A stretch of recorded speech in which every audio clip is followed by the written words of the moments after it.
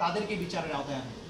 যদি এখানে আপনি সব পুলিশকে বিচারের আওতায় আনেন তাহলে কখনোই এটা জাস্টিস হবে না বলে আমরা মনে করি, এবং এটা প্র্যাকটিক্যাল না।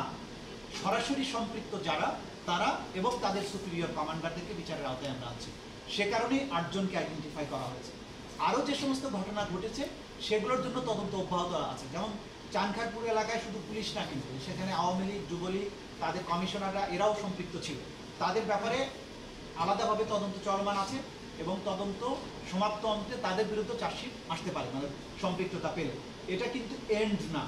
চানখারপুর এলাকার একটা সার্টেন টাইমের মধ্যে যে ঘটনাটা ঘটেছে এটা শুধুমাত্র তার চার্জশিট।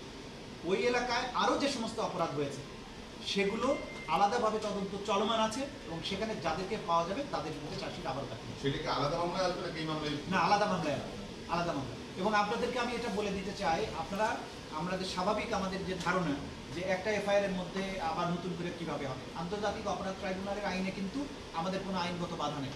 যে কয়েকজনকে সম্পৃক্ত পেয়ে আমি চার্জশিট দাখিল করলাম, এর বাইরে যত ঘটনা থাকবে আলাদাভাবে চার্জশিট দাখিল হতে আইনগত কোনো বাধা নেই।